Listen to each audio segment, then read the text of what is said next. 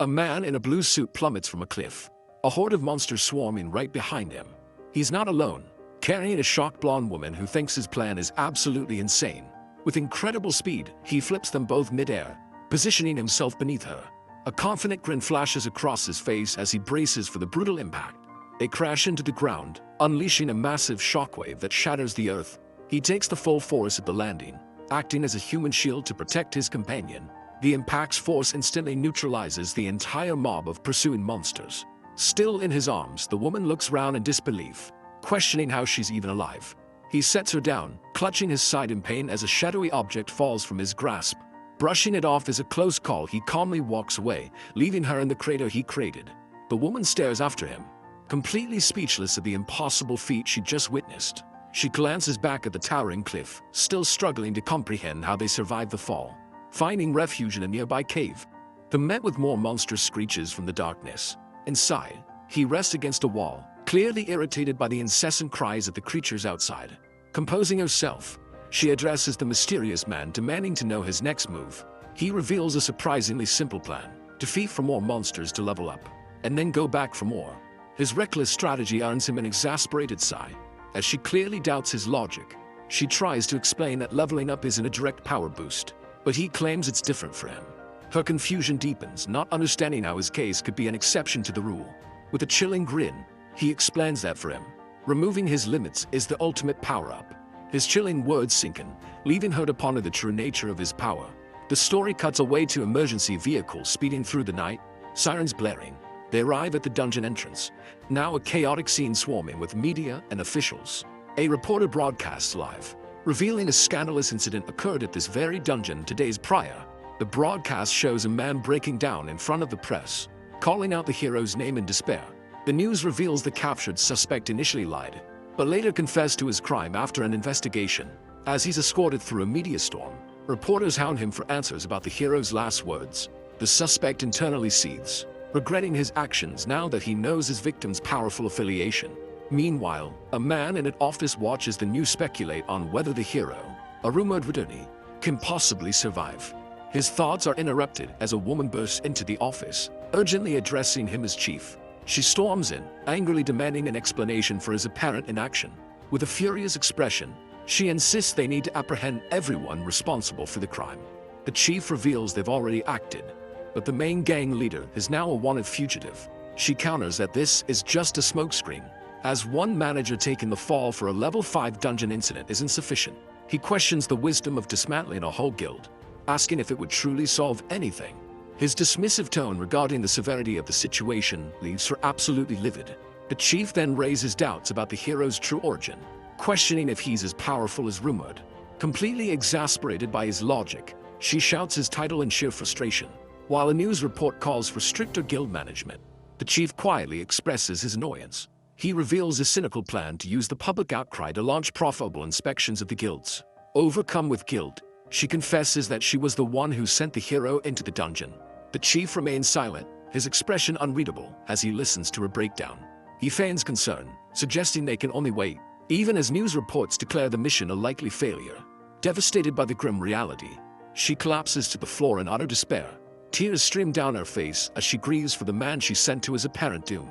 The scene shifts back to the eerie forest within the dungeon's depths. Suddenly, a hulking, axe-wielding monster emerges from the misty undergrowth. The creature's attention is abruptly caught by a faint, fluttering sound nearby. A tiny, glowing fairy appears in a brilliant flash of light. Looking slightly panicked, the massive monster stares in confusion at the small, magical being hovering before it. The monster snatches the glowing fairy right out of the air. It lets out a furious roar, realizing it's been tricked. The beast swings its weapon wildly, trying to hit the elusive light now zipping around it. The glowing orb easily evades the clumsy attack, leading the monster on a chase. With a final zip, the light disappears into the nearby foliage. Its mission complete. The hulking creature stands baffled, wondering where its tiny target went. Its attention is suddenly caught by a pair of leaves sliced clean from a tree above. Before it can react, a figure plummets from the treetops with blinding speed. The hero delivers a devastating strike to the monster's head, earning a reward of performance points. He crashes down with immense force, completely overwhelming the creature in a single decisive move. He grins through the blood, now only 3 monsters away from his goal. The eerie sounds of unseen creatures fill the forest as they move stealthily through the undergrowth. Hiding in the bushes, the woman activates her glowing eye, using a skill to gain insight into their surroundings. Her ability reveals the heat signature of a lone figure moving through the misty woods. She pinpoints their next target, an orc warrior lurking just a short distance away. Without a word, the hero instantly launches himself into the air, leaving her behind in a flash. She tries to call him back, realizing he's acting far too recklessly.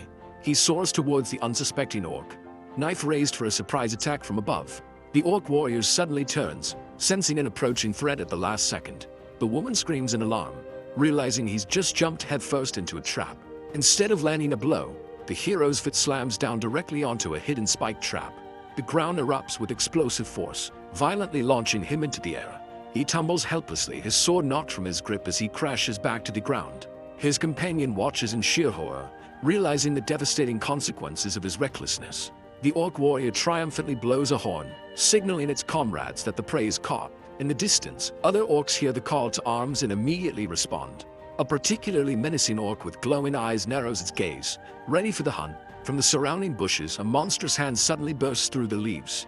Another orc warrior crawls out from its hiding spot, axe in hand and ready for battle. The hero finds himself completely surrounded as an entire horde of orcs emerges from the forest. His companion desperately screams for him to get back on his feet. The hero's eyes snap open with renewed focus. Despite his weakened state, with a furious roar, the orc horde charges forward, led by their glowing-eyed commander. The ground trembles as the overwhelming number of monsters stampedes towards the lone, injured hero. He staggers upright, confused and disoriented from the explosion and the trap's effects. A wave of dizziness washes over him, his body feeling paralyzed and his senses failing. The relentless orcs howl as they close the distance, ready to overwhelm their cornered prey. His partner reveals the critical reason for his condition. He hasn't eaten in 2 days. Thinking fast, she throws several defense bombs, which detonate in a massive chain reaction. A blinding flash of light engulfs the charging orcs, momentarily stopping their assault. The powerful explosion sends the front line of orcs flying in every direction. His companion is caught in the shockwave, crashing painfully to the ground. He uses the chaos to make a break for it, leaving her to recover on her own. Enraged, the surviving orcs regroup in the smoke, their growls echoing through the forest. The hero wastes no time, snatching his fallen sword from the scorched earth. He immediately turns the tables, cutting down 2 of the pursuing monsters in a swift counterattack. With renewed vigor, he sprints forward, closing the distance to his next target. A blood-splattered grin spreads across his face. With only 1 monster left to defeat, he leaps into the air for the final blow, anticipating the level up that awaits him. His focus is absolute, knowing this last kill is all that stands between him and his goal. He soars through the air, axe raised high, ready to claim his level up, but a massive spike club swings out of nowhere to meet his charge. The orc commander intercepts his attack with a bone-shattering block. The sheer force of the blow sends both the hero and his target flying. His partner can only watch in disbelief as his final attack is thwarted. The glowing-eyed commander bellows in rage, radiating immense power. She glares with frustration, angered by the formidable orc leader. Undeterred, the hero uses the other orc's body as a stepping stone for another strike. He slams his foe into the ground, using the impact to regain his footing. In the chaos of the landing, his axe is sent spinning from his grasp. The dislodged axe hurtles through the air, spinning towards an unseen target. It finds its mark, finishing the last orc and triggering his long-awaited level up. A system notification floods his vision, offering to unlock a beast transformation skill. He stares in disbelief, shocked by the unexpected and powerful new ability. Meanwhile, the orc commander stomps menacingly towards his fallen partner. She struggles against her injuries, realizing she's too weak to even stand properly. Despite her condition, she rises to meet the monster's charge, her sword crackling with power. The scene abruptly cuts to a city building at night, where someone calls out for a dog named Beku. An elderly woman appears with a bowl of food, calling for her pet to come eat. A small white puppy excitedly runs towards the sound of its name, barking happily. The woman sadly notes that while the puppy's owner has been missing for 2 days, the little one seems fine. The small white puppy, Beku, eagerly runs towards its food bowl, full of energy. Back in the other world, his partner desperately blocks a powerful blow from the orc commander. With a look of grim determination, the hero decides to activate his new beast transformation skill. At that exact moment, Beku begins to float in the air, crackling with an unnatural energy. The elderly woman stares in shock as the puppy is enveloped in a bright blue aura, her face twisting confusion and fear. unable to process what she has seen. In the game, the hero is racked with pain as a dark, shadowy power bursts from his body. The Orc commander's immense strength sends his partner flying backward, disarmed and vulnerable. The hero's form is consumed by a hissing, black mist as the transformation takes hold. She screams in agony as the force of the blow sends her flying. The Orc commander stands firm, his weapon still resonating from the powerful impact. From within the swirling shadows, a monstrous, clawed hand emerges. His human form violently tears apart, reshaping into something bestial. Menacing, clawed feet slam onto the ground, accompanied by a low growl. The commander takes advantage of the chaos, delivering another crushing blow to his partner. Her sword is sent flying, clattering uselessly on the rocky ground. He lunges forward, moving in to finish off his helpless opponent. A massive, clawed foot stomps down, cracking the earth with raw power. The transformation is complete, revealing a ferocious beast with glowing eyes, ready for battle. The Orc commander's glowing eye widens, sensing the new, overwhelming threat. Before the commander can react, the transformed hero blitzes forward in a flash of white fur. The monster's eye reflects the terrifying speed of the approaching beast. He intercepts the Orc commander's lunge with a devastating kick, planting him firmly into the ground. His partner stares in disbelief, struggling to comprehend his new monstrous form. The beast follows up, smashing the commander into the earth with enough force to knock his partner off balance. He raises a powerful armored fist, preparing to unleash a merciless beatdown. A brutal flurry of punches rains down upon the helpless Orc leader. The werewolf becomes a blur of savage fury, relentlessly pummeling his opponent into the dirt. The assault culminates in a single, bone-shattering punch that deforms the commander's face. His partner's eyes widen in horror, unable to look away from the brutal display. The beast lets out a victorious roar, its maw wide with primal fury. In a final, savage act, he sinks his teeth into the defeated Orc commander. A shadow falls over her face as she processes the gruesome sounds of the kill. He rips his head back, ending the commander and earning a notification for performance points. She can only stare, completely stunned by the ferocity he just unleashed. The beast turns its bloodied head, its attention now shifting towards her. She remains silent, at a complete loss for words as the monster observes her. A close-up on its eye reveals a cold, predatory intelligence looking right at her. With a trembling voice, she calls out his name, hoping to reach the man within the monster. Instead of a monstrous roar, the beast responds to her call by barking like a dog. His partner stares back, utterly baffled by the unexpected sounds coming from his new form. She cautiously asks if he's a dog, and the beast seems to confirm it with another bark. The scene shifts to a news report, revealing 3 days have passed with no word from the hunters. A reporter interviews the chief of the RCD, asking for details about the dangerous dungeon. The chief explains they're inside the Orc castle, a high-level dungeon far too difficult for just 2 people. Behind the scenes, a cameraman reveals the government is exploiting the situation for political gain. The reporter and cameraman discuss the potential news story, wondering if the hunters will make it out alive. The cameraman scoffs, pointing out the hero's low rank and making a grim prediction for the headlines. He smirks, confident the news will soon announce the tragic loss of Korea's rising star.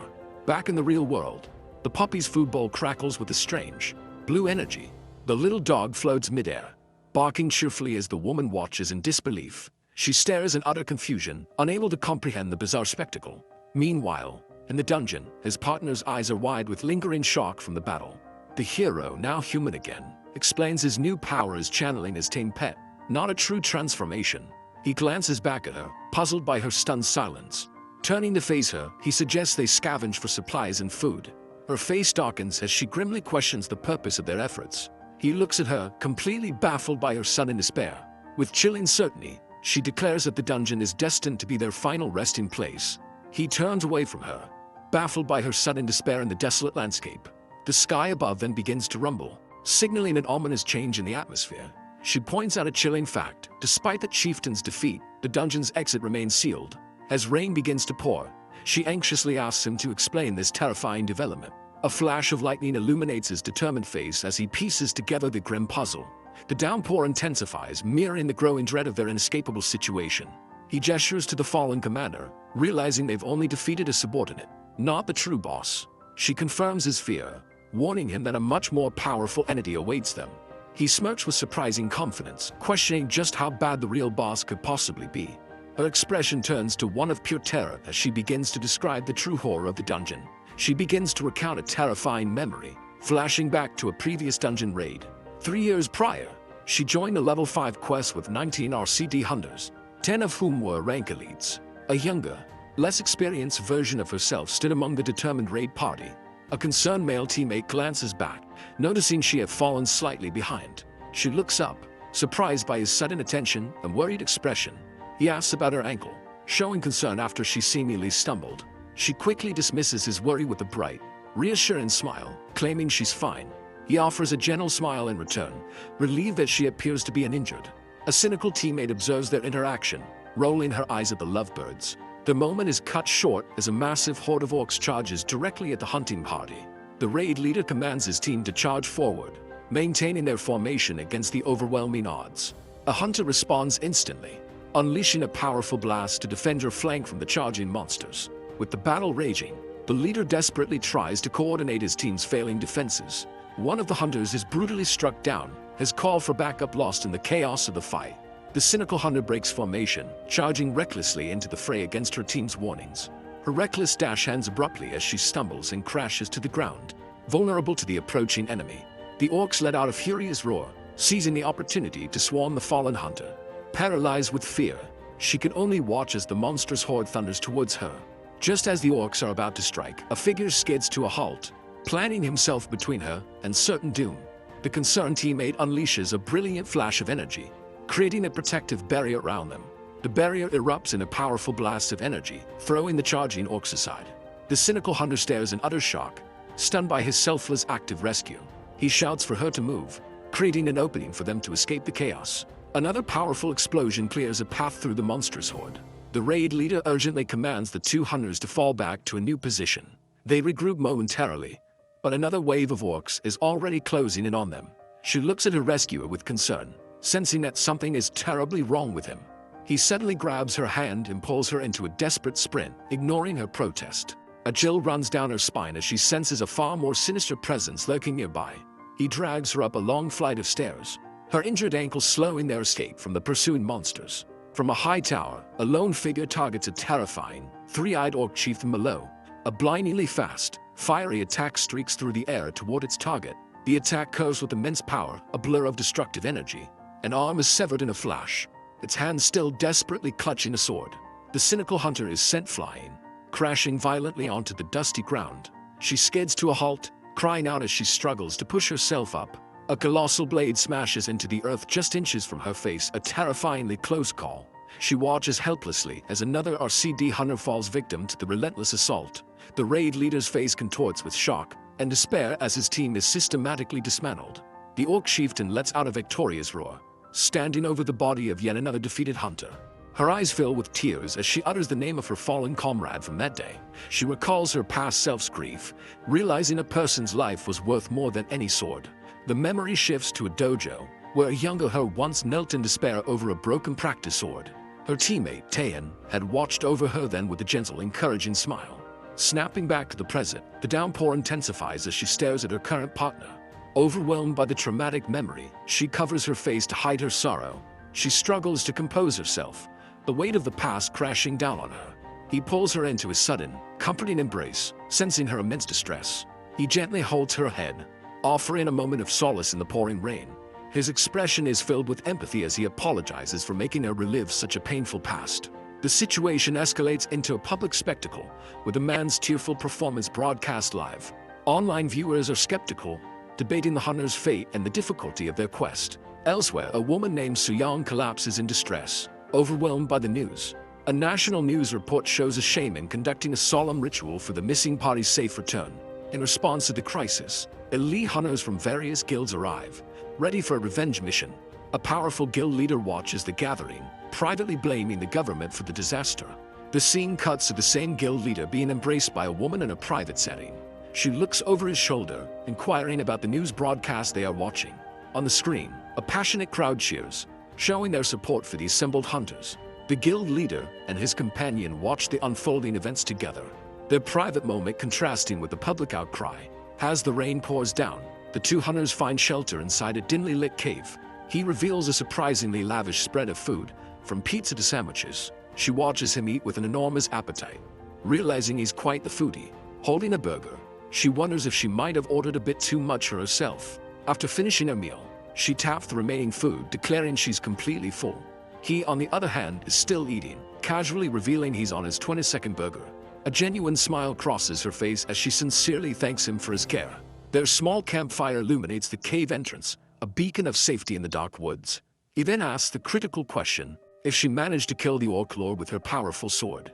She looks down with regret, admitting that she fainted on the spot right after her attack. She recalls waking up in a hospital, where a woman delivered their fallen comrade's sword.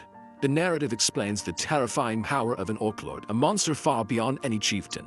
He realizes an Orc Lord must be nearby, impresses her for its location. She confirms the creature is likely in its castle, but is not within their immediate range. She details the typical layout of an Orc fortress with the Lord in a central spire. A tiny, winged fairy suddenly materializes from a sphere of light next to his head.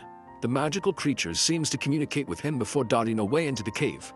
He smiles confidently, announcing that his fairy has successfully located the Orc castle. She looks up in surprise at how quickly he found their target, and he confirms it. With a determined expression, he declares it's time for them to make their move. Surrounded by glowing motes of light, she skeptically asks if he has a plan. He turns with a steely gaze, revealing his brutally simple strategy is to find and kill their target. She face-bombs in his aspiration, frustrated by his bluntness, but admitting she has no better ideas. Meanwhile, deep within the Orc fortress, a heavy gate begins to unlock with a loud clunk. The castle's massive drawbridge creaks as it is slowly lowered by heavy chains. It slams down with a deafening crash, creating a path out of the stone stronghold. The ground rumbles ominously as a massive force prepares to exit from the dark gateway. A horde of orcs riding monstrous wolves charges out, letting loose a furious battle cry. An aerial view reveals the colossal scale of the Orc castle as its army pours out.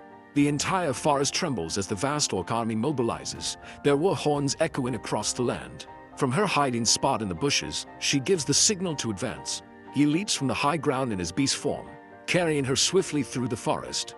They tear across the open ground, a streak of white and blue against the landscape. Their charge carries them straight towards the imposing gates of the Orc fortress. The sudden appearance of the duo startles the Orc guides patrolling the fortress walls. Her expression hardens with resolve as she anticipates the coming battle. The ground trembles as they realize the horde of Orc riders is closing in from behind.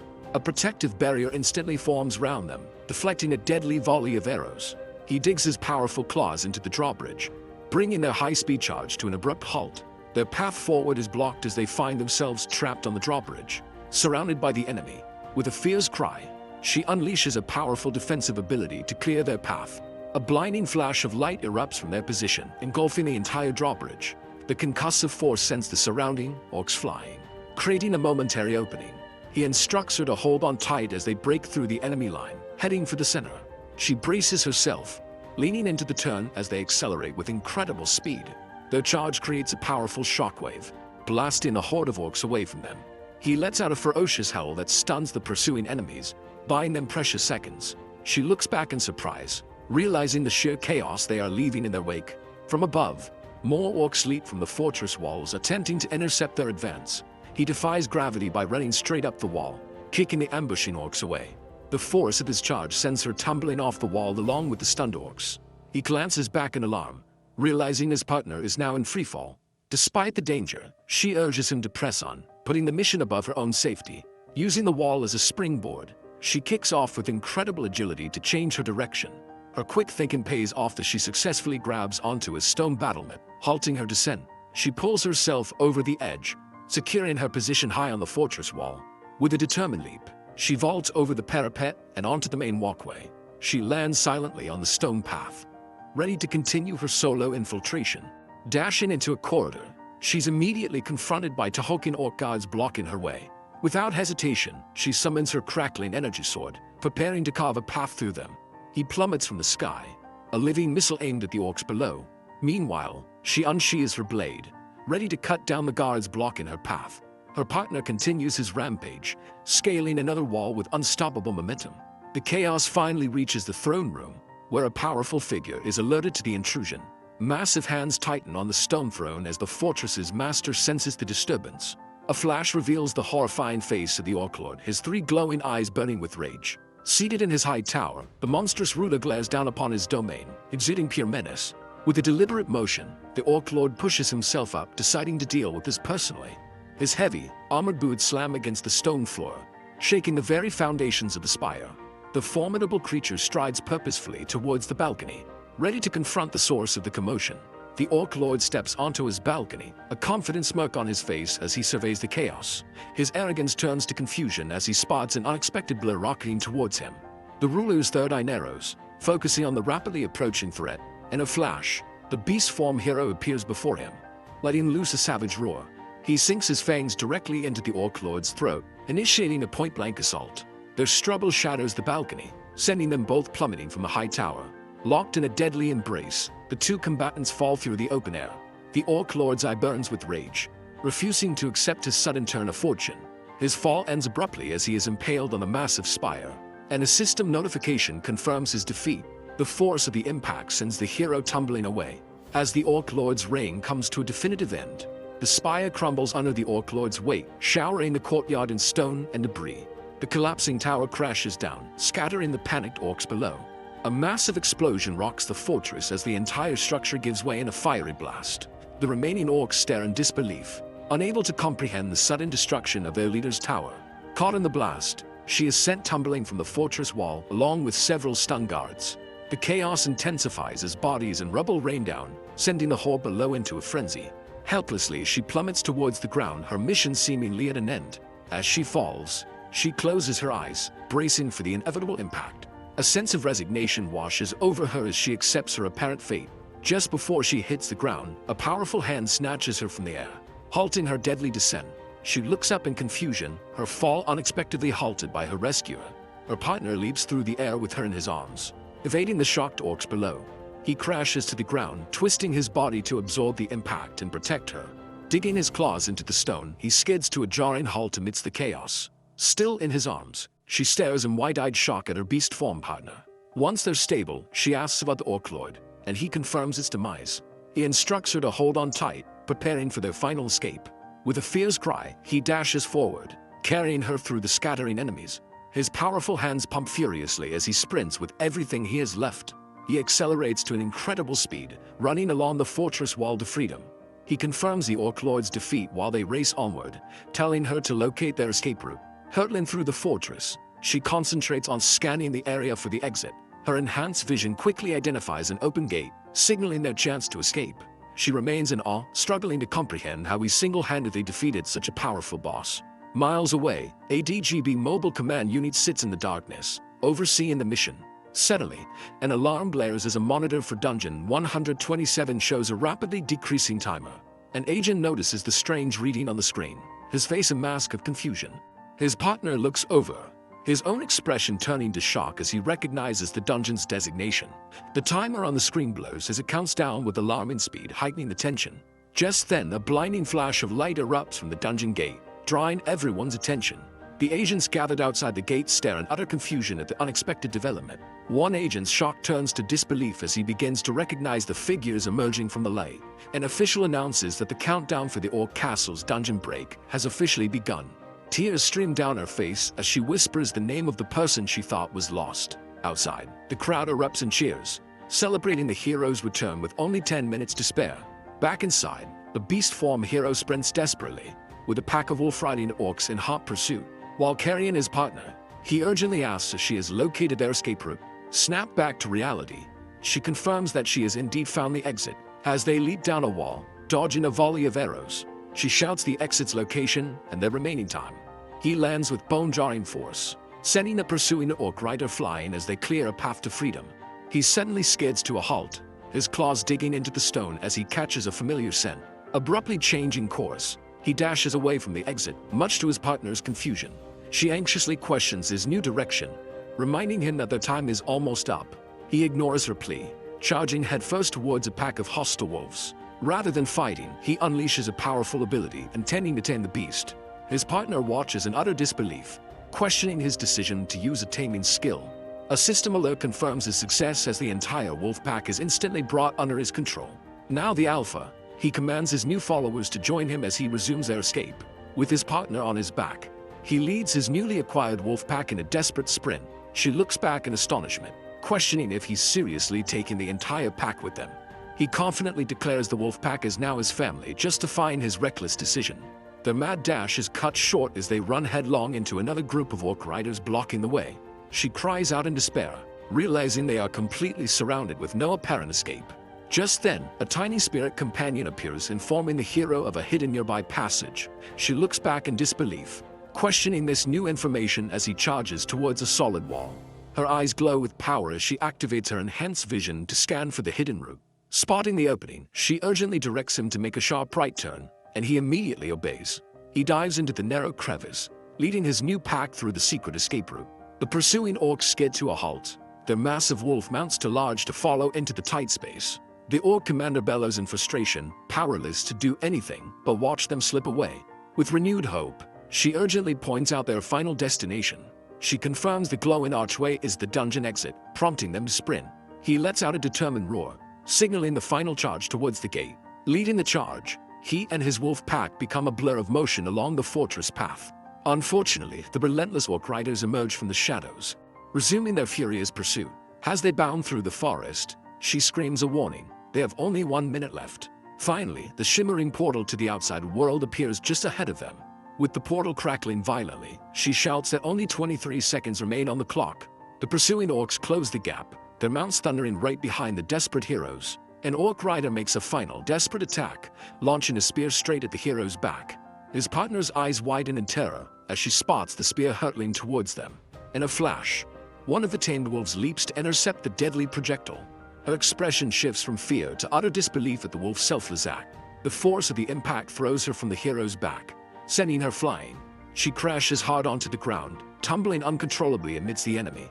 The beast hero looks back in shock as his wolf pack reacts to their fallen comrade. She skids across the dirt, the broken spear landing just inches away from her. The pursuing orc riders immediately halt their charge, now surrounding their vulnerable new target. Clutching her side in pain, she struggles to her knees as items spill from her back. A look of pained resignation crosses her face as she assesses her hopeless situation. Without a moment's hesitation, the beast hero becomes a blur, abandoning the portal to race back for his partner. On her knees and surrounded, she can only watch as the orc riders prepare to deliver the final blow. He digs his claws into the earth, launching himself forward with explosive speed and determination. Seeing him return, she glares with fierce desperation, silently pleading for him to go back.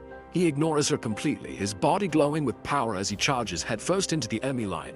Her expression turns to frantic horror as she realizes he's sacrificing their escape for her. An orc roars triumphantly, raising its weapon to strike down the defenseless woman. But before it can land the blow, a spear from the loyal wolf pack pierces its chest. The beast hero blazes past the falling orc as his new pack leaps into battle to protect him. Another enemy rider is violently thrown from his mount, taken down by the ferocious wolves. The world watches as the dungeon portal's timer ticks down, with only seconds left before it closes. Onlookers, including their loved ones, cry out their names in despair, believing they won't make it. Even a live news crew covering the event begins to lose hope. Convinced the heroes are doomed, the broadcast director, however, is more concerned with the skyrocketing ratings, eagerly anticipating a dramatic finale. Inside the dungeon, the hero pivots sharply, his armored claws gouging the earth. With his partner now securely in his arms, he lets out a defiant roar and bolts towards the exit. She gazes at him with resigned despair, knowing his heroic act has likely cost them the 4 seconds they needed. Ignoring her despair, his eyes blaze with fierce resolve as he silently urges her to hold on. Touched by his resolve, a single tear traces a path down her cheek as she puts her faith in him. As a final orc swings its massive cleaver, another loyal wolf leaps in to take the devastating blow. The loyal wolf is sent flying by the sheer force of the devastating blow. Undeterred, the hero digs his claws into the dirt, preparing for a final, desperate launch. He narrowly evades the attack as the orc's weapon shatters the ground where he just stood. At that exact moment, the dungeon timer officially hits 0, sealing their fate. The crowd outside gasps in collective horror, realizing the heroes have failed. Inside the dungeon, the portal crackles violently as it begins to collapse in on itself. The remaining orcs turn their attention back to the heroes, a menacing look on their faces. With the exit gone, the riders prepare to overwhelm their trapped and outnumbered prey. But a brilliant light suddenly erupts from the hero's partner, engulfing the battlefield. The light culminates in a massive explosion that erupts from the dungeon's entrance. The resulting shockwave blasts the surrounding orcs away, clearing a path through the chaos. A searing beam of light then disintegrates another orc, leaving nothing behind. Outside, the hopeful nation watches in silence as the countdown ends with no sign of the heroes. Confusion and despair ripple through the crowd as they question the hunter's fate. One onlooker's expression suddenly shifts from shock to utter bewilderment. The collapsed portal unexpectedly crackles with renewed energy, sparking back to life. A powerful red wolf with glowing eyes bursts through the unstable rift first. The crowd is stunned as the rest of the loyal wolf pack begins to emerge from the portal. An entire legion of wolves now charges into the outside world. A truly unexpected sight. Onlookers can only stare in wide-eyed disbelief at the impossible scene unfolding before them. Following the wolves, the hero's partner is launched from the portal, soaring over the stunned crowd. Seconds later, the hero himself makes a thunderous landing, shattering the ground upon impact. The bewildered crowd struggles to comprehend what they just witnessed, with some believing they saw a person fly by. An official immediately orders his team to rush towards the impact site and investigate the commotion. As the dust begins to settle, the first responders realize with shock that people have emerged from the chaos. The rescue team freezes in place, their faces etched with disbelief at what they find in the crater. There, amidst the rubble, they find the hero cradling his partner, shielding her from the fall. The responders officially identify the two figures as the very hunters everyone had presumed lost. The realization that the heroes are alive and have returned sends a wave of euphoric cheers through the crowd. As the celebration erupts, the loyal wolf pack lets out a triumphant howl under the full moon. Medics rush to the scene as news outlets declare the hunter's survival a miracle. After 4 days trapped inside, a photo from the scene shows the hero still cradling his partner protectively amidst the crater's rubble. During a high-level briefing, officials question the peculiar position the two were discovered in. The internet is already flooded with wild speculation and sensational headlines about the hero's true identity. An official scoffs at the news, dismissing the articles as nothing more than clickbait to stir up drama. His colleague gives him a pointed look, suggesting the information was intentionally leaked from their side.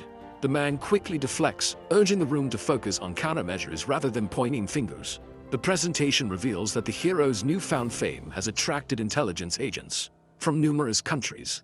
He grits his teeth in frustration, angered by the arrival of these opportunistic foreign recruiters. Among the new arrivals is a notorious KGB agent from Russia, indicating the gravity of the situation. An agent from Israel's Mossad, Eli Gorenstein, is also confirmed to have arrived. The presentation then identifies Nakamura Kawuji, the vice president of Tokyo's Returning Association. The official erupts in fury, recognizing Nakamura as a troublesome rival from the past. His colleague reminds him that Nakamura previously poached another top-tier hunter, but she believes America poses the greatest threat.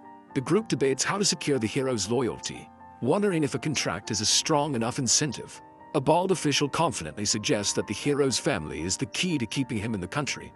The first man is baffled, unable to comprehend that someone would prioritize family over wealth. A flashback reveals the hero spent a millennium with his wolf pack, all while longing for his human family. The officials realize that upon returning to Earth, he now also misses his wolf family, making him a complicated individual. The bald man concludes that the hero's core desire is simple: to be with those he considers family. The bald official proposes a simple solution: give the hero a private domain for his family, to ensure his loyalty. His colleague agrees, but worries about foreign agents, prompting a new plan involving a deserted lodge. An agent points to an isolated property on a digital map, a perfect location for the hero's new base. The official listens intently, considering the strategic value of the proposed location. The plan is to gift the land to the hero's guild, creating a restricted, safe zone far from the city.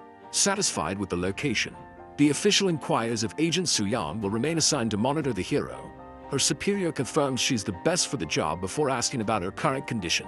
Agent Suyang reports that she is recovering from her ordeal inside the dungeon. The official smirks, eager to read her highly anticipated report on the hero. The report's title flashes across the screen, bluntly labeling the hero as the dog-like man. Agent Suyang confidently presents her report, defining the hero with the simple, yet fitting, title of dog-like man. The entire briefing room is rendered speechless by her incredibly blunt and unusual assessment. With a grim expression, the lead official composes himself and orders her to begin the full report. The scene suddenly shifts to a massive stadium, where the roar of the crowd announces a major global event. An announcer hypes up the audience, welcoming them to the world's greatest combat tournament. The crowd erupts into a thunderous cheer, their energy palpable throughout the arena. A dark silhouette of a long-haired fighter appears, introduced as the legendary champion, Hero.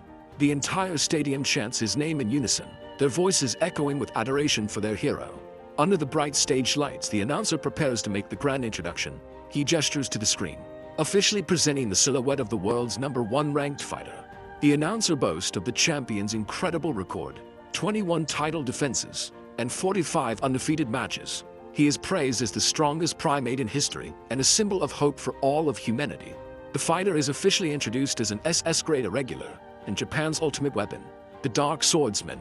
A shadowy figure makes a dramatic entrance, stepping out from a brightly lit gateway onto the stage. The legendary champion, Hiro Okita, is revealed, a sinister dark energy swirling around his hands. The crowd erupts in a frenzy, their ecstatic cheers filling the entire stadium. A close-up shows the ominous dark aura intensifying and swirling around the champion. As if feeding on the crowd's energy, Hiro's twin swords become wreathed in crackling obsidian flames. Yet, among the cheering masses, one woman stands perfectly still with her arms crossed, unimpressed. A close-up reveals her calm and serious expression, observing the champion with a focused gaze. The announcer declares that Hiro is taken to the air, soaring above the arena with his dark power. He descends like a shadowy meteor, his dark aura expanding as the crowd's excitement reaches a fever pitch. Spectators are in awe, wondering if he'll end the fight with his energy alone. Despite facing a formidable opponent, the champion touches down with explosive force, shattering the arena floor beneath his feet. With an air of absolute confidence, Hiro surveys the stadium as broadcast drones circle above him. From his opponent's perspective, Hiro stands on the ruined field, his infamous Phoenix Flame marking his territory. The announcer dramatically shifts the focus, preparing to introduce the challenger to the roaring crowd. The Jumbotron introduces the challenger, Mikhail Jorvas, an undefeated S-grade weapon ranks 32nd in the world. A massive silhouette emerges from another gateway, introduced as the fearsome brown bear of Russia. With a final, booming announcement, the announcer presents the challenger, Mikhail Jorvas, to the world. The challenger, Mikhail Jorvas, launches himself from the gateway into the arena. A savage grin spreads across his face, his eyes locked on his target with predatory focus. He lands with the force of a meteor, cracking the stadium floor and announcing his arrival. Wasting no time, the Russian powerhouse charges head-on towards the seemingly unfazed champion. Mikhail's expression hardens with conviction, certain he will be the one to end Hiro's winning streak. He unleashes a ferocious, energy-charged punch, aiming to overwhelm the champion with brute force. Hiro calmly turns his head, his expression betraying no concern for the devastating attack. The challenger's fist collides with the ground, sending shockwaves and debris flying everywhere. Hiro is blown back by the sheer power of the impact, narrowly avoiding the direct hit. Frustrated by the dodge, Mikhail clenches his jaw, angered by the champion's evasive maneuver. Jorvas retaliates, unleashing a relentless spray from his mono-powered Gatling arm. The champion moves like a blur, the energy rounds harmlessly deflecting off his protective aura. Seeing his Gatling gun fail, Jorvas quickly switches tactics, aiming a massive bazooka at his target. He fires a devastating explosive round, engulfing the area in a massive blast. A Hiro is already in motion, leaping through the cloud of debris with his dark energy swirling around him. The challenger looks on in disbelief as the champion emerges from the smoke to launch a counterattack. Hiro's shadowy sword energy relentlessly strikes Jorvas, forcing him onto the defensive. Pushback, Jorvas fires his Gatling gun once more, trying to create some distance. The Dark Swordsman closes the gap instantly, but Jorvas manages to block the powerful sword strike with his gauntlet. The force of the blow is immense, sending cracked spider webbing across the challenger's armored gauntlet. Jorvas's eyes widen in disbelief, realizing the immense gap in their power. The champion unleashes a swift sword strike, forcing a pain cry from the challenger. In a desperate move, Jorvas activates a powerful rocket booster built into his arm. He uses the propulsion to spin violently, attempting to throw the champion off balance. But Hiro lands with perfect balance, easily countering the challenger's reckless maneuver. The Dark Swordsman pivots instantly, preparing for his next devastating assault. He delivers a precise slash, cutting across Jorvas's torso with fluid grace. The champion becomes a blur of motion, overwhelming the Russian with a flurry of shadowy attacks. Jorvas reveals a hidden weapon, launching a heavy chain flail at his opponent. With startling ease, Hiro catches the chain midair, effortlessly halting the surprise attack. Jorvas grins maniacally, believing his trap has finally ensnared the champion. He reveals a hidden grinder in his arm, roaring as he prepares to sacrifice his own body for a final desperate attack. Unfazed, Hiro identifies the challenger's ultimate technique and calmly declares the fight is over. Suddenly, Jorvas's expression twists from confidence to pure agony as his attack backfires spectacularly. Dark, shadowy tendrils erupt from within, overwhelming the challenger from the inside out. With a flick of his wrist, Hiro snaps the chain, using Jorvas's own weapon to deliver a devastating final blow. The spectators can only stare in stunned silence, their minds struggling to process the swift and brutal conclusion. The Russian powerhouse is sent flying, crashing against the arena wall in a decisive defeat. The announcer erupts with excitement, confirming for the roaring crowd that the challenger has been taken down. As the referee officially stops the match, medical personnel rush onto the field to attend to the fallen Jorbas. The medical team's efforts are futile. The referee declares Jorbas' condition irreversible. The stadium's jumbotron officially proclaims Hero as the undisputed winner, with his arm raised in victory. The announcer celebrates Hero's 22nd successful title defense. Backstage, Hero leads his mysterious, cloaked followers away from the roaring arena. His team questions his new technique, and he casually explains how he detonated his energy from within Jorbas. The champion calmly congratulates his crew, suggesting a celebratory drink as if nothing happened. He quietly enters a private room, leaving the chaos of his victory behind him. A concerned woman immediately greets him with a tight embrace, her relief palpable. She looks up at him with worried eyes, questioning the finality of his actions against Jorbas. Hero reveals a startling truth. Jorbas was a candidate to become one of the infamous 7 deadly sins. She comforts the champion, reminding him he doesn't have to bear his burdens alone. Stepping away, Hero immediately gets back to business, asking his companion for any updates. She informs him of a call from the control department, prompting him to ask if it was the chief. With a simple confirmation, she relays the chief's concern before they head off to a meeting. They enter a private lounge where a large screen displays a news report about his recent victory. She suddenly recalls a critical piece of news about a man who miraculously survived the level 5 dungeon in Korea. The champion's interest is visibly piqued by this unexpected development. She explains the survivor is being hailed as a new hero, even catching the eye of the defense department. A faint, curious smile plays on Hero's lips as he asks for the man's name. She identifies the survivor as Suho Park, showing Hero the news article she saved on her phone. The phone screen highlights the face of Suho Park, an irregular who miraculously returned from a level 5 dungeon. Hero feigns ignorance, claiming the name Suho Park is completely unfamiliar to him. His companion seems surprised by his lack of recognition, but the champion maintains his facade. Yet, in his mind, Hero recalls a prophecy about an awakened swordsman who has appeared a year ahead of schedule. She corrects him, revealing the survivor is a druid, which could mean a 4th planet is now connected to Earth. The champion's expression grows serious as he contemplates this unexpected turn of events. His companion points out the most incredible fact. The supposed hero is only an F rank. A subtle, knowing grin spreads across the champion's face, betraying his hidden knowledge. He turns to his companion with a grave expression, dismissing the possibility of not knowing him. A cosmic vision reveals the truth. He has relived over 500 years of time, across 25 different regressions. He recalls that his regressions grant him knowledge of every major event and future influential figure. Yet across all his timelines, the name Suho Park has remained completely unknown. The champion muses that while he can alter fates like Jorbas' or Akiko's, there are limits to his influence.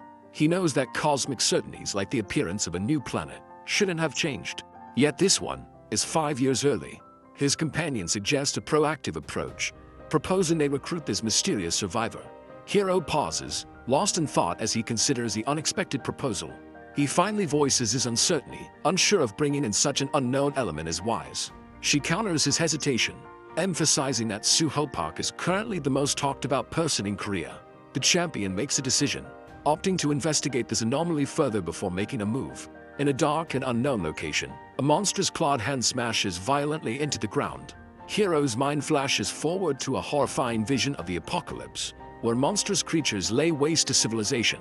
He foresees humanity's last strongholds falling one by one as these abominations swarm.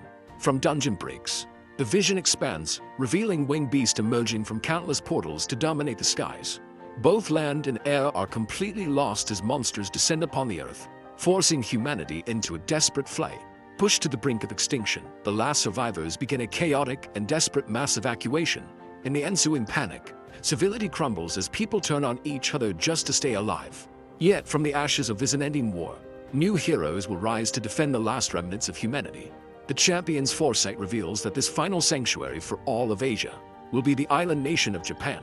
This is the true reason he endures being called a traitor, as he secretly builds his foundation there. His ultimate goal is to conquer Japan's dungeons, transforming the island into the safest place on Earth for the future. In his vision, desperate refugees on small boats finally reach the shores of Japan, their last hope for survival. Looking up, the survivors are stunned to see Sinulis standing on the cliffs with his followers. A wave of relief washes over the crowd as they cheer. believing they have finally been saved. He foresees a future where his fellow Koreans will no longer call him a traitor, but will chant his name as a hero. The champion smirks, relishing the future title he has meticulously planned for himself. Snapping back to reality, Hero tells his companion that the whole Suho Park situation feels like an orchestrated show. She questions his skepticism, and he bluntly calls the miraculous survival story a complete scam. His companion tries to reason with him, emphasizing that Suho Park is a person of great interest to the Defense Department. Hero confidently decides to wait, suggesting they'll recruit Suho only if he manages to survive the coming apocalypse. The scene then shifts to Simsung Hospital, where the mysterious survivor is currently staying. A woman in a business suit enters the hospital room of a bandaged patient. The visitor inquires about the patient's condition, who admits she is still in pain. Unconcerned, the visitor makes herself comfortable at the foot of the bed. She dismisses the patient's complaints, remarking that she looks perfectly fine. The visitor then confronts her with rumors of nightly excursions with a masked man, suspecting it's Suho Park. The patient ignores the accusation, tapping on the romance novel she's reading instead. She changes the topic entirely, asking if her friend brought the item she requested. Her friend pulls out a bag of food, grumbling about all the favors she does for the lucky patient. She places a bucket of fried chicken and a can of dark beer on the bedside table. The patient immediately complains about the brand of beer, but her friend casually brushes off the mistake. The patient's complaints escalate, as she specifically requested a different brand of chicken. Her friend's patience wears thin, her expression turning stony at the ungratefulness. Her hand glows with a threatening aura, delivering a non-negotiable order to eat the food. The patient sullenly gives in, realizing she has no choice in the matter. Moments later, the entire meal is gone, with only an empty bucket and a crushed can as evidence. Despite her earlier complaints, she collapses back onto the bed, fully satisfied with the meal. With the meal finished, her friend Soo-young declares that there's no rest and it's time to get to work. Attempting to dodge her responsibilities, the patient asks for a quick nap and promptly pretends to snore. Unimpressed by the act, Soo-young's expression turns menacing as she once again channels a crackling energy. The room is filled with a brilliant flash of light, and the patient, Miso, yells from the forceful wake-up call. The story shifts across the world to a government facility in Langley, Virginia. Inside, officials are monitoring the news of Hero's decisive victory over Jorbas.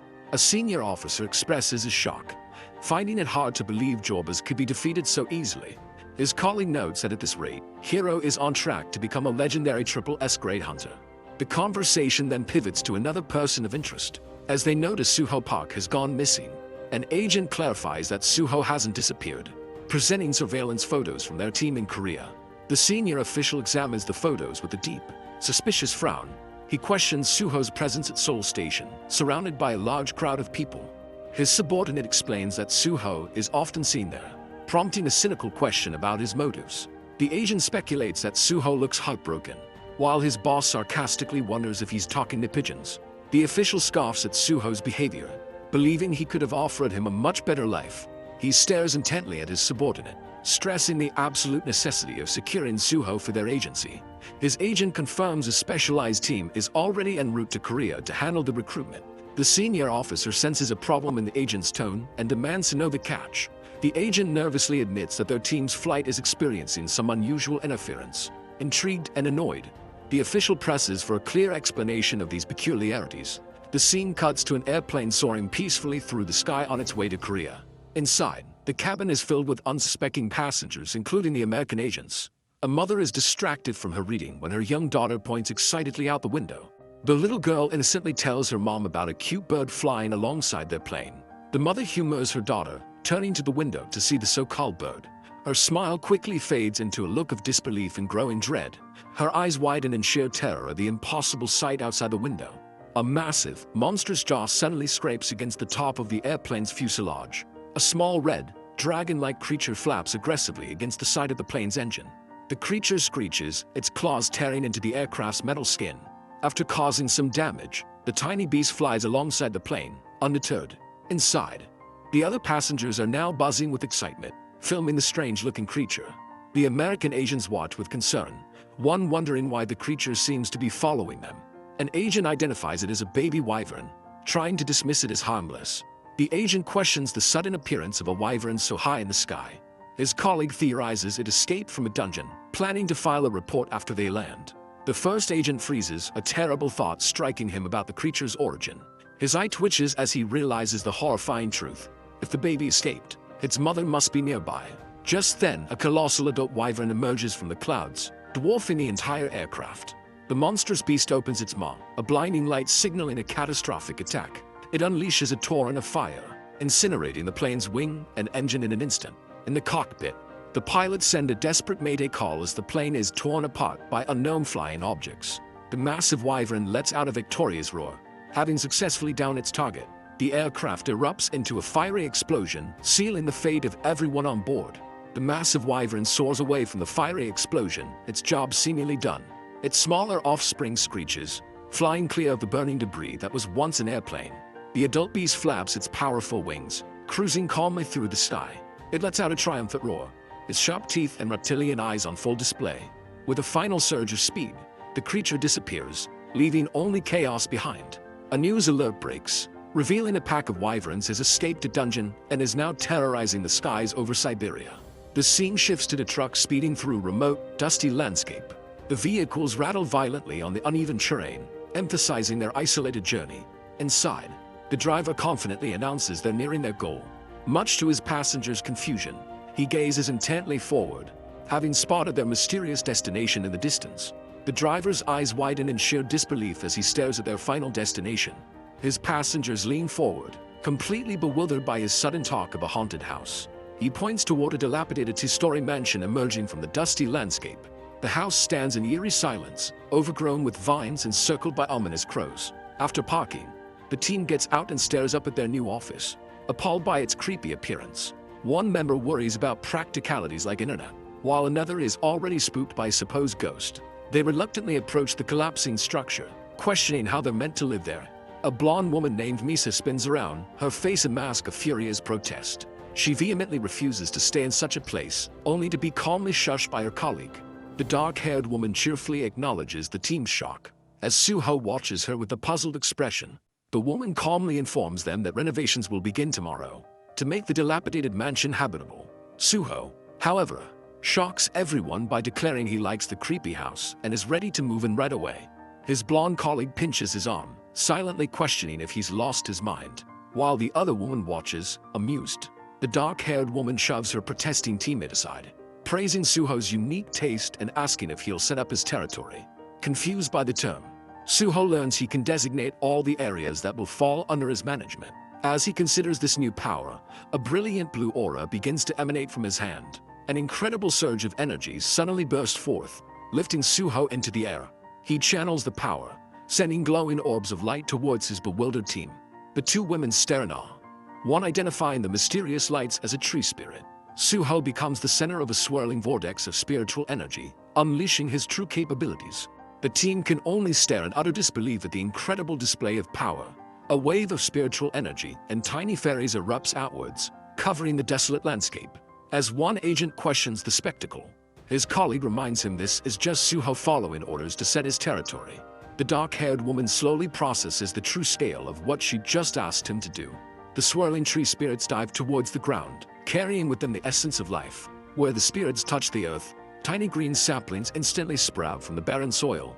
In a flash of light, the small sprouts shoot upwards, rapidly growing into young trees. The accelerated growth continues, transforming the dusty plains into a vibrant, glowing forest. The trees surge skyward, their massive trunks forming an impenetrable, living barrier. The other team members watch in awe as a giant wall of trees materializes before their very eyes. The newly formed forest surges with magical energy as the tree spirits settle among the massive canopies. From above, the team marvels at the sheer scale of the new forest, which now serves as an immense natural barrier. Suho stands confidently amidst the lingering magic, announcing that his task is complete. He calmly decides that a territory extending a mile around the house will be sufficient for their needs. The dark-haired woman forces a smile, nervously agreeing to the enormous scale of his claim. She takes a step forward, officially declaring the entire area as the property of the newly formed Suho Guild. The woman explains that this generous territory is his reward for taking on this long-term assignment. She adds that the RCD now considers him a valued member of their family. Though her blonde colleague seems unconvinced, Suho accepts her words with a knowing smile, pleased with the new arrangement. To finalize the deal, she presents him with a contract, which he readily agrees to sign. The blonde agent desperately urges Suho to read the contract thoroughly before signing. Her colleague shoves her aside, impatiently pointing to the signature line on the contract. After Suho signs, the woman hands him his copy. Finalizing their agreement, she shakes his hand, asking him to hold out until the portal finally opens. Suho confidently assures her that he is a man of his word. In return, she promises that the government will not let him down. As the RCD team departs, the blonde agent shouts a final warning about renovating the house. Soo-young glares back from the truck, while her colleague makes a defiant face. The vehicle speeds away, leaving a cloud of dust and the new guild behind. Inside the truck, Soo-young sighs in exasperation, questioning her teammates' maturity. The driver expresses doubt that Suho's small team can handle such a massive territory. His colleague reveals this as part of her plan, as their weakness will create an opening for her own team.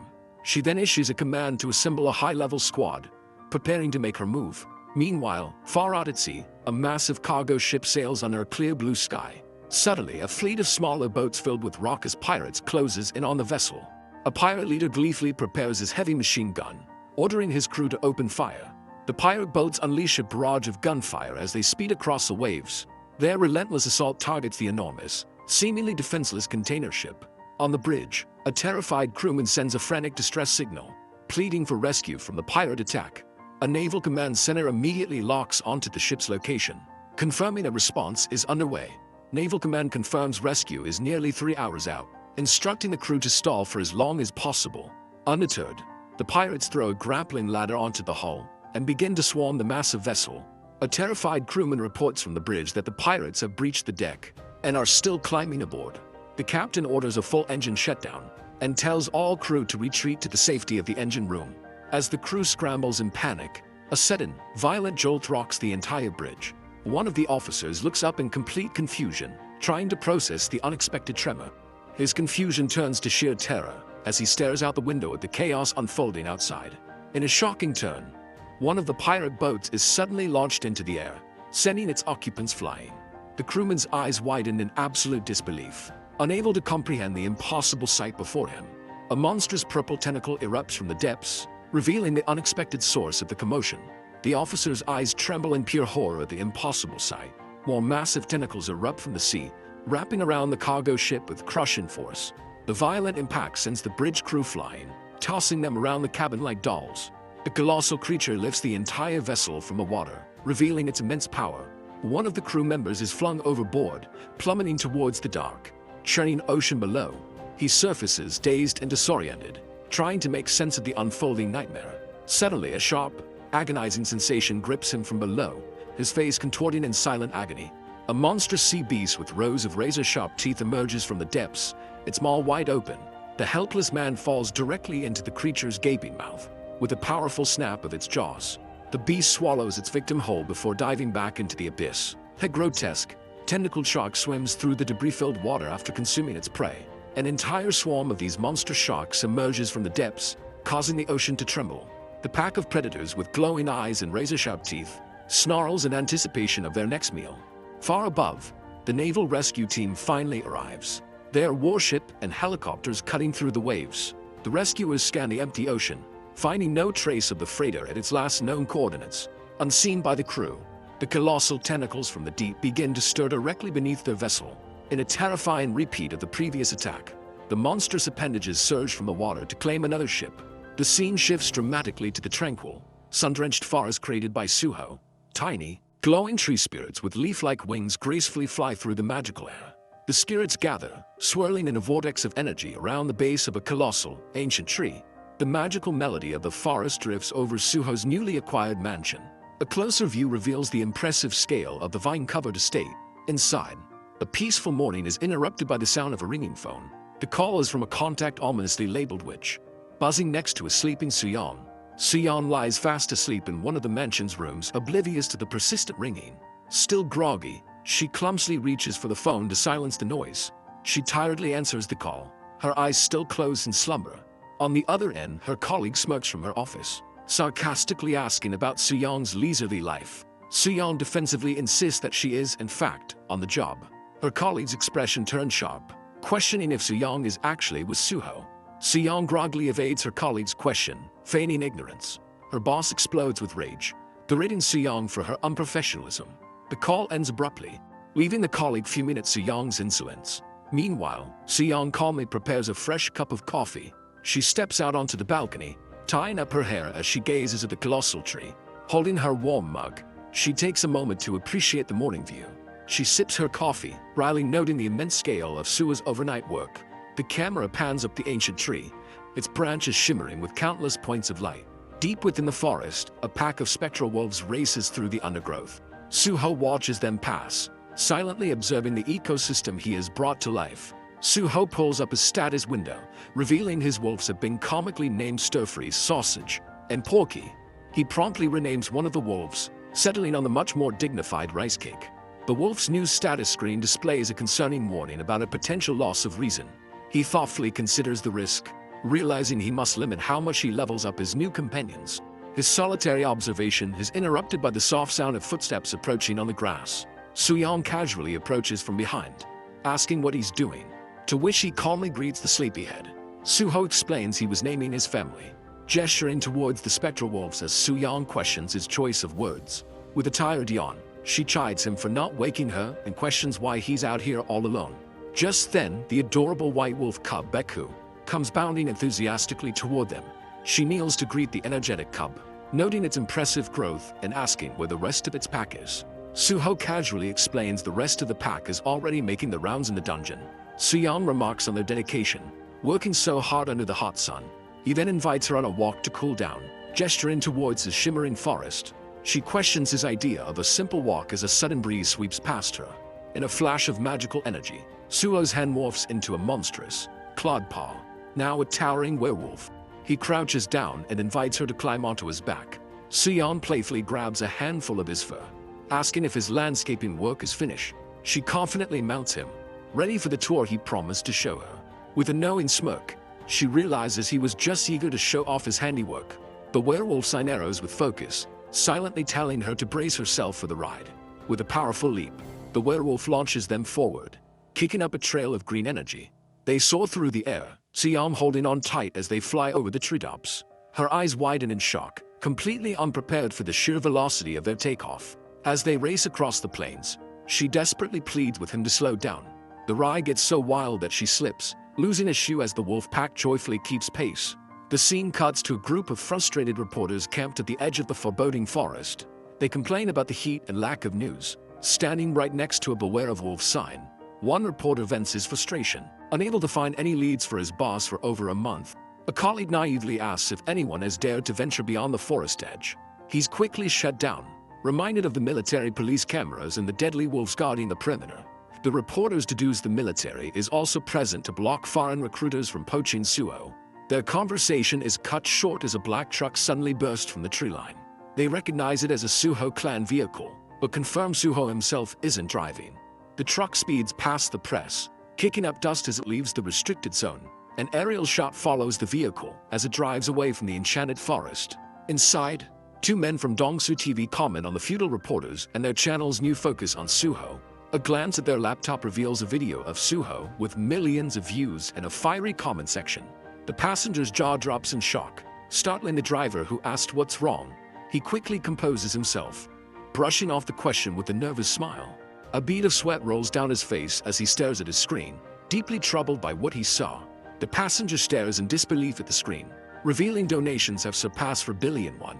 He suspects the money is from foreign recruiters and contemplates whether he should tell Suho. Their conversation is cut short as Suho, in his werewolf form with Su-young, sprints past their vehicle. The monstrous wolf dashes across the plains with incredible force and agility. Su-young, now enjoying the ride, confidently waves as they speed along. The passenger excitedly waves back, confusing the driver by calling her family. Su-young clenches her fist with a determined expression upon seeing the familiar truck. The man cheekily explains that since she lives with Suho, she's part of the family now. He then grumbles about the unfairness of Suho never giving them such an exhilarating ride. Suho effortlessly outpaces their truck, demonstrating his astonishing speed.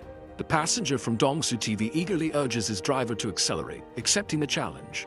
The driver shifts the truck into sport mode, ready to push the vehicle to its limits. He slams his foot on the gas pedal, determined to keep up with the supernatural beast. The truck surges forward, kicking up dirt as it races alongside the sprinting werewolf. Su-young playfully turns they run into a race to the house. with the loser buying dinner. Suddenly, Xiang's joyful expression vanishes as a strange sound catches her attention.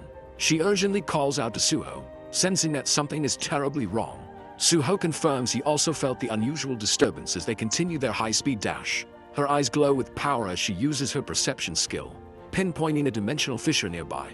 A somber flashback reveals Suho standing vigil over his mother's hospital bed. In the flashback, his mother weakly asked about the world he was trapped in. Suho somberly reveals he was in the kingdom of animals. She questions the nature of this kingdom, wondering if it was just a world of beasts. He reminisces about the hostile land, where every creature had an energy rating over 700.